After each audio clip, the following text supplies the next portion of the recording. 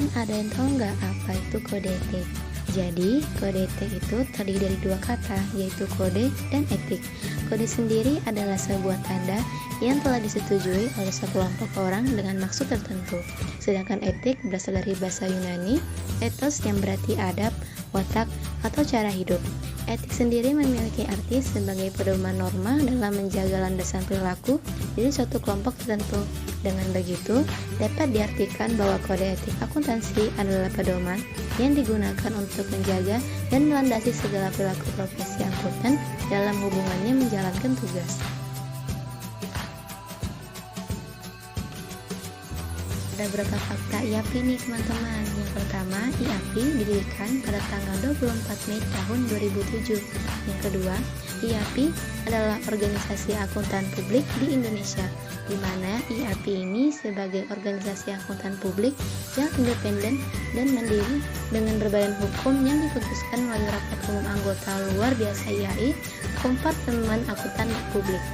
Ada selanjutnya struktur kode etik. Yang pertama, kepatuhan terhadap kode etik, yaitu mencakup prinsip dasar dan kerangka kerja konseptual yang berlaku untuk seluruh akuntan atau profesional akuntan.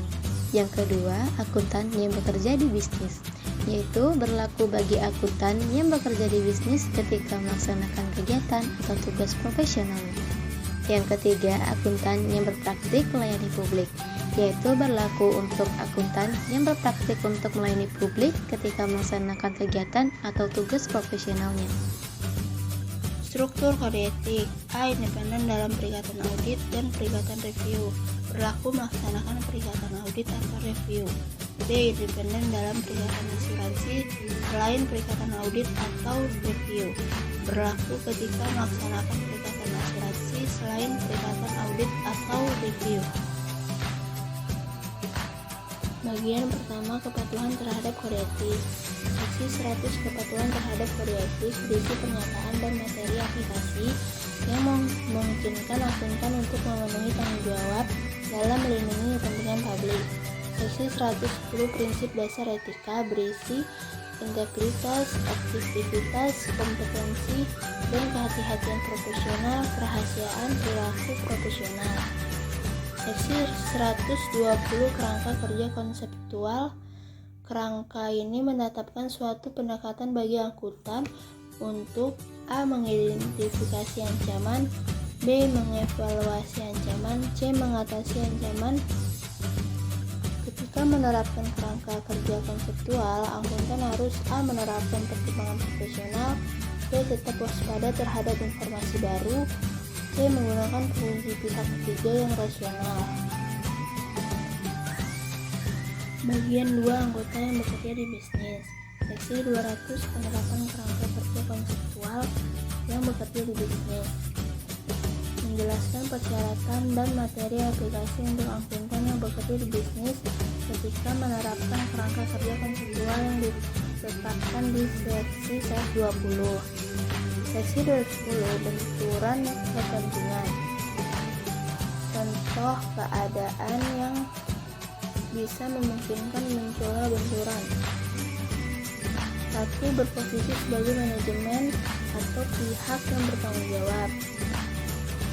Yang kedua, melakukan aktivitas profesional untuk dua pihak dalam suatu kerjasama yang mempekerjakan akuntan untuk membantu pihak-pihak tersebut. Yang ketiga, menyusun informasi keuangan untuk anggota manajemen tertentu dari organisasi tempatnya bekerja. Seksi 220 penyusunan dan penyajian informasi. Adapun kriteria dalam menyusun informasi yaitu: pertama, sesuai dengan basis pelaporan keuangan. Yang kedua, tidak menggunakan cara untuk menyesatkan. Ketiga, menerapkan pertimbangan profesional. Yang keempat, tidak memberikan informasi yang menyesatkan. Seksi 230 bertindak dengan keahlian yang memadai. Seksi 240 kepentingan yang terkait dengan pelaporan keuangan dan pengambilan keputusan. Akuntan tidak boleh memanipulasi informasi kepentingan keuangan termasuk yang muncul dari peraturan kompensasi terkait dengan penyusunan laporan keuangan dan pengambilan keputusan. Seksi 250 bujukan termasuk hadiah dan ceramah tambahan. Seksi 260 respon atas ketidakpatuhan terhadap peraturan perundang-undangan adalah tindakan kelalaian atau perbuatan jahat yang disengaja. Seksi 270 tekanan untuk melanggar prinsip dasar etika.